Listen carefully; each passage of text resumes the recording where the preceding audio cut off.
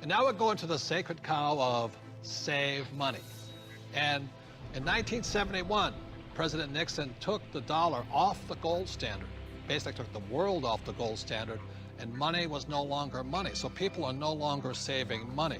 So just to reiterate again, this is $300, what an ounce of gold was worth in the year 2000. So Kim, lift that. Okay. All right, and so this here is 1 ounce of gold in the year 2010, and it's now $1,100. Ugh, and this is why people are working so hard. I can do it. I can do it. Careful. Yes, I can do it. Barely. So the big reason I've said in my books for years that savers were losers is very simply because in 1971, the dollar stopped being money, it became debt. Right, Mike? Yeah, the rules all changed in '71.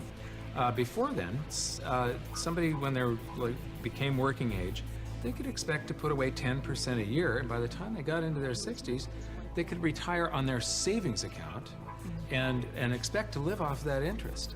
And in '71, everything changed, and they started creating currency on a massive scale. Worldwide. Ever since then, worldwide.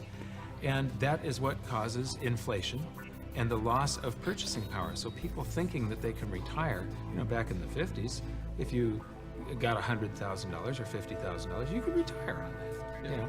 So for my mom and dad, the World War II generation, the industrial age generation, it was very smart to save money. For our generation, the baby boom generation and on, saving money could be the most stupid thing you can do because the system is stealing your wealth through the very thing you work for, called money, which is not money anymore. Right. Real money is actually gold and silver. Money has to maintain its value over long periods of time. Currency doesn't have to. And this is historically, has always been, for thousands of years, this has been money. 5,000 years, this has been the predominant currency. It became money when somebody minted it into coins in Lydia in about 680 BC. And each unit had the same buying power as the next one. They became interchangeable. So let me ask you this. This printing of money out of just paper, this has been tried before, hasn't it? Many, many, many times, and there's always one result. You get far, far higher prices of everything, but especially real money. When they start creating a whole lot of currency, eventually gold and silver lie in wait. And then when the public senses this inflation of retail prices that is caused by inflation of the quantity of currency in circulation, they rush back toward gold and silver, and they have for 5,000 years. So name some governments that have attempted to print money. The Weimar Republic. I don't know Germany. what I just did with that $100 trillion bill. Zimbabwe? He's got a The Zimbabwe, yeah. Look at this one. This is the most recent, a $100 trillion note. This is the largest note ever printed, And this 100 trillion. And this was printed in 2000. Yeah, but when Zimbabwe was created as a country, when it went from Rhodesia to Zimbabwe, they were, the Zimbabwean dollar was on parity with the US dollar. One US dollar was the same as a Zimbabwe dollar. This doesn't buy anything today. It doesn't buy a cup of coffee. What, doesn't even buy a cup of coffee? No. In fact, they have ruined it by putting ink on it. You can't write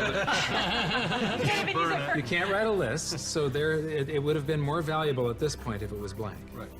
See, the Greeks did the same thing when they started clipping coins. They just take the silver off of it. The Romans tried it, the English tried it, the Germans tried it, the Chinese tried it, and now the US is trying it. Yep. And so that's why saving money is probably the biggest mistake you could make right now, because today money is no longer money. It's now debt. I can vouch for that because my leg is now numb.